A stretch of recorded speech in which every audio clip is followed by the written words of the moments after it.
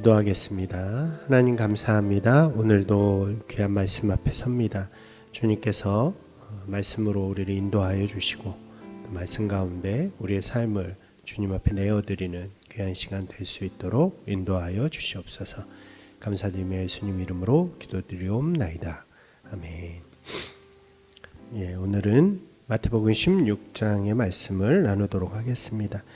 16장은 유대 종교 지도자들인 바리새인과 사두개인들이 예수님을 찾아와서 표적을 구하는 장면으로 시작이 되어집니다. 바리새인들은 율법주의자라고 할 수 있겠죠. 앞에서도 계속 등장한 것처럼. 사두개인이라는 사람들이 등장하는데 이 사람들은 제사장 그룹의 종교 지도자들로 이제 세속주의를 가지고 있는 사람들이라고 할 수 있습니다. 그러니까 이 둘은 종교 사회였던 당시 이스라엘의 지도자급들이었다고 할 수 있겠죠. 이들은 예수님의 사역에 대해서 되게 이렇게 좀 불안함과 불만을 많이 가지고 있는 사람들이었습니다. 자신들이 가지고 있는 기득권과는 좀 다른 새로운 어떤 그런 물결을 일으켰기 때문에 그것에 대해서 반감을 가지고 있었고, 언제든지 예수님이 조금의 실수라도 한다면 좀 그것을 문제 삼아서 억압하려고 하는 그런 시도들이 계속 있었죠. 그래서 오늘도 말씀해 보시면 예수님을 시험하기 위해서, 예수님이 무엇인가 잘못된 대답이나 잘못된 행동을 하게 되면 그것을 통해서 예수님을 이렇게 올가매기 위해서 오늘 이 표적을 보여달라라고 하는 요청을 하게 되었다는 것입니다. 하지만 예수님께서는 그 말씀을 들으시고 오히려 그들을 책망하시면서 되게 지혜롭지 못한 자들, 그리고 시대를 읽지 못한 자들이라고 말씀하시면서 요나의 표적 외에는 아무것도 보여줄 수 없다라는 말을 12장에 이어서 동일하게 한 번 더 말씀하십니다. 결국 그들은 예수님을 그렇게 하려고 하던 계획이 실패되어지고 예수님은 그들을 떠나게 되죠. 그리고 나서 제자들에게 예수님께서 이렇게 말씀하시는 거예요. 너희는 바리새인의 누룩과 사두개인의 누룩을 조심하여라.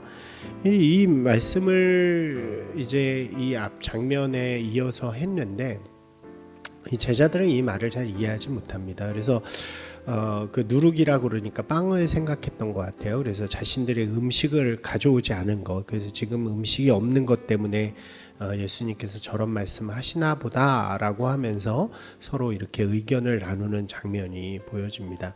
예수님께서 그 모습이 좀 이렇게 좀 그랬던 것 같아요. 그래서 그들을 책망하시면서 어떻게 이렇게 먹는 것 때문에 내가 그런 말을 하겠느냐. 이미 그 전에 5,000명도 먹이고 4,000명도 먹이셨던 그 일들이 있는데, 그러시면서 그게 아니라 이제 바리새인의 누룩과 사두개인의 누룩을 조심하라는 말씀을 다시 한번 전하시게 되는 거죠. 이들은 이제 그제서야 그것이 그들이 가진 종교적인 이렇게 특성을 이야기하는구나라는 것을 이해하게 되었다는 것입니다. 여기서 보면 누룩이라는 것은 빵에 들어가서 이렇게 빵을 부풀리는 거죠. 그래서 그 약간의 누룩이라도 들어가면 그 빵은 변화하고 부풀어지게 되는 것입니다. 바리새인의 누룩이라는 것은 앞에서 계속 본 것처럼 율법주의적인 사고를 이야기하는 것이죠. 그래서 어떤 자신의 행위로 말미암아 자신이 율법을 가지고 있고 자신의 신분이 그렇기 때문에 자신이 하나님 앞에 인정받는 사람이 되었다라고 하는 교만함과 또 다른 이들을 향해 차별이나 좀 무시를 하는 그들의 모습을 이야기하는 것이라고 할 수 있습니다. 이러한 모습들은 제자들에게도 굉장히 위험한 유혹이 될 수 있는 거죠. 그들이 율법주의로 돌아서진 않겠지만 그런 것보다도 예수님을 이렇게 섬기고 예수님의 제자가 되었다. 그러니까 누군가 대단한 사람의 제자로 살아간다는 것이 때때로 그들에게 교만의 이유가 될 수도 있고, 또 다른 사람보다 내가 더 나은 사람, 더 중요한 사람이라는 그런 우월감을 가지고 다른 이들을 이렇게 좀 차별하거나 무시할 수 있는 그런 모습을 가지기 쉬운 것입니다. 그러한 누룩은 하나님의 나라를 이루어가기에는 좀 부족하고 이렇게 잘못된 모습이라고 할 수 있겠죠. 또 하나의 누룩은 사두개인의 누룩이라고 표현되어진 것입니다. 그 사두개인은 제사장 그룹이었고 성전의 일을 도맡아서 하던 사람들이었는데, 참 희한한 것은 이들이 그렇게 종교적인 사람들이었음에도 불구하고 천사나 천국이나 이런 걸 믿지 않았다 그래요.